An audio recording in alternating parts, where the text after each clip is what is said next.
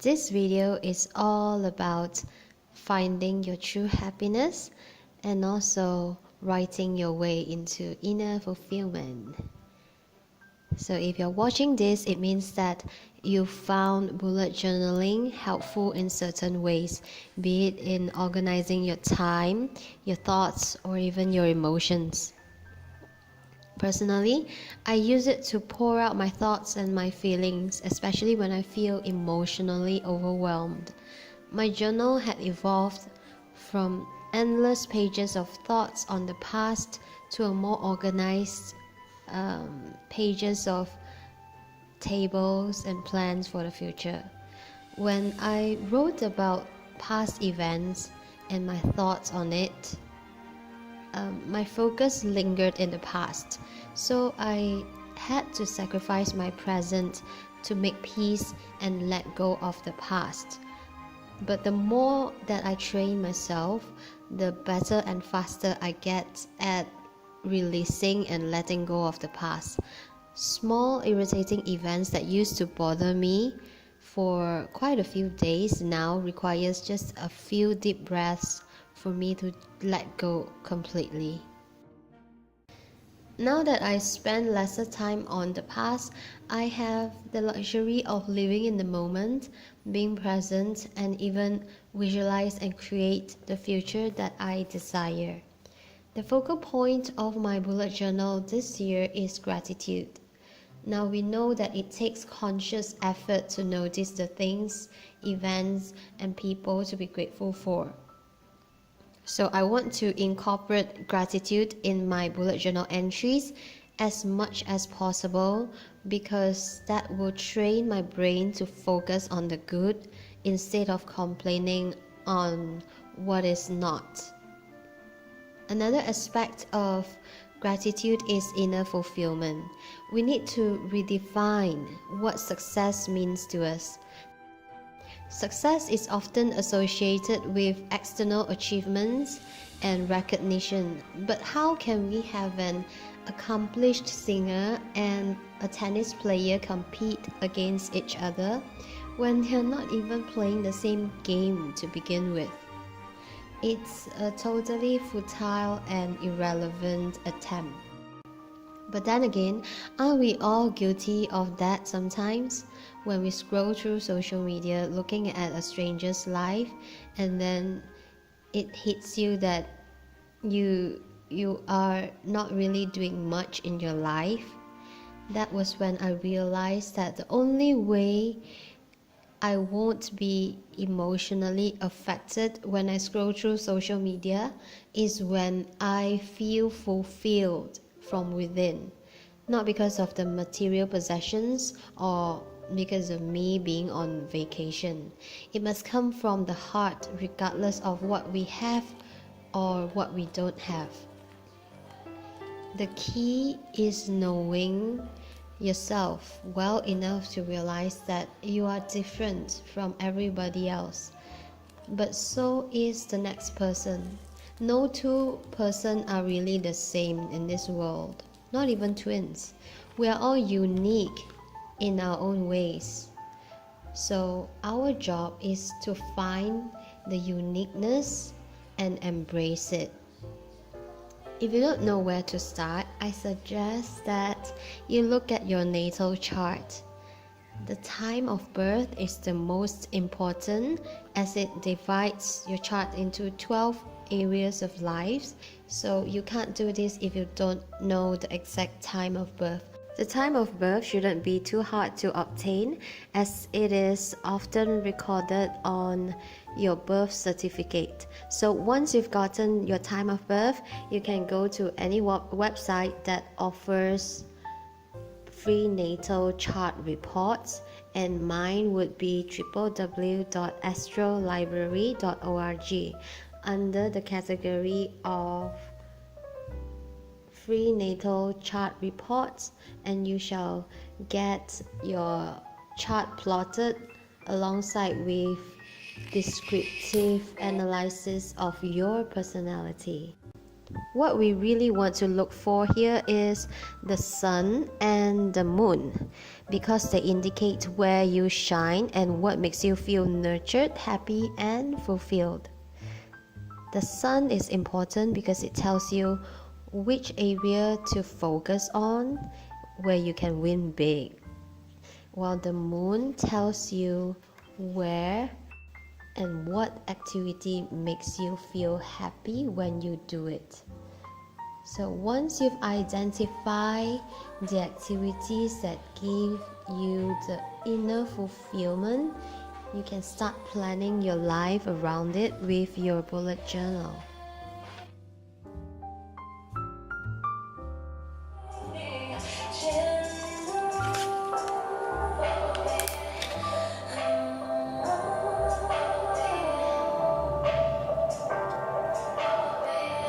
So, without further ado, let's do a flip through of my 2019 bullet journal setup. This is starting from the front, besides the cover, I mean. This is my year in a glance spread, and the keys here are very simple. I have only birthdays, events, weddings, and also the latest edition is gratitude, which is in light blue. And these are achievements in order to remind myself that I'm doing great. So as you can see, most of the pages here are dedicated to train my brain to be grateful and to remind myself to feel good about what I do, and to remember all the new discoveries and new adventures and also progress that I've made so far. This is a new moon and power days. This section will be clarified at the end of the video because this is just a flip through. You can stay till the end if you're interested. And yes, this is also another page dedicated to put down my expectations and also my visualizations of what I want in life, my grocery list, and my meal planner, so that I wouldn't have to struggle so much with choosing and deciding what to buy when I go grocery shopping.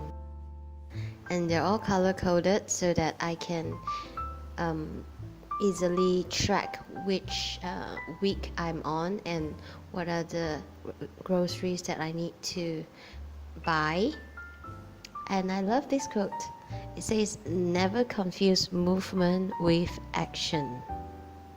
Just because you're moving, it doesn't necessarily give you a direction or give you a head start towards your goal.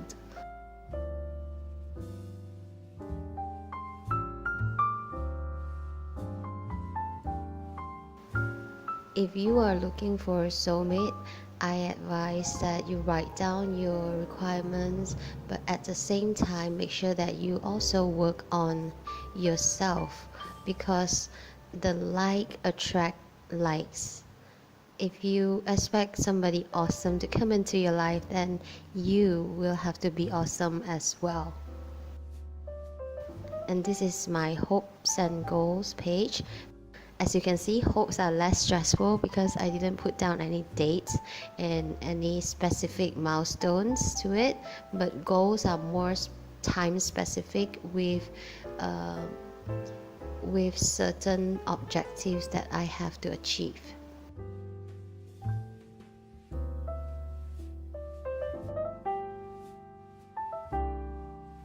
And these are the tips on time, money, and physical space.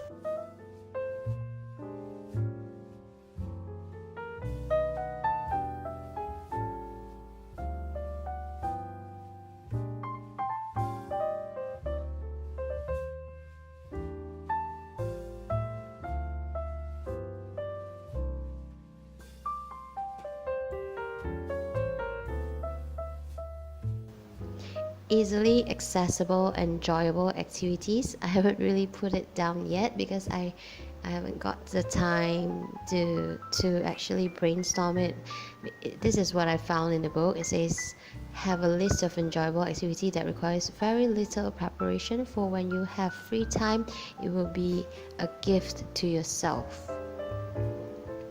And this is my January layout with 3 main goals, which I will try to break down into smaller daily goals so that I don't get too stressed out. And my biggest breakthrough is this fulfillment tracker, which is also something that I will put at the end of the video, and make sure you stay tuned if you are interested.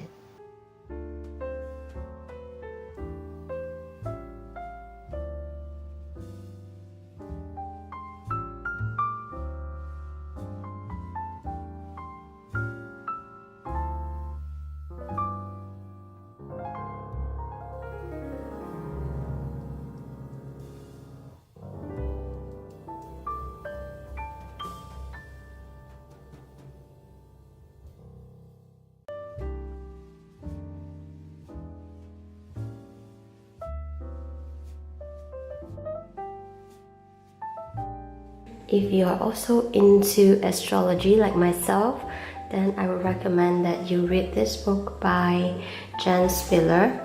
She shares how we can make use of the phases of the moon while making wishes. And obviously, the most powerful time for us to make wishes would be during the new moon. Power days are actually the most potent day for us to initiate a big change in life, because that's when the sun will be traveling through your 11th house. So you would have to look at your natal chart and look for the 11th house cusp, see which sign and what degree it is in. So let's say your 11th house is on Taurus, 9 degrees, and the best time for you to initiate change starts from April 29th, and we're looking at equal house system. So April 29th until the 27th of May, and you will have 30 days for you to make the wishes. So as a rule of thumb, you get to make not more than 10 wishes every day, and you can have the same wishes for consecutively if you really want to see it happen.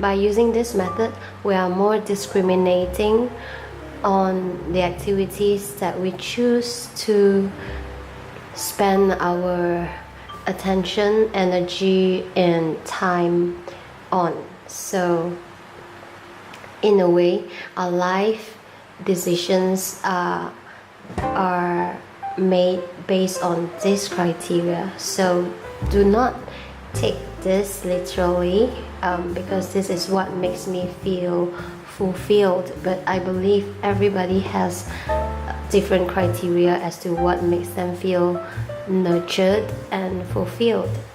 So I hope that you find this inspiring and helpful. I shall see you in the next video. Bye.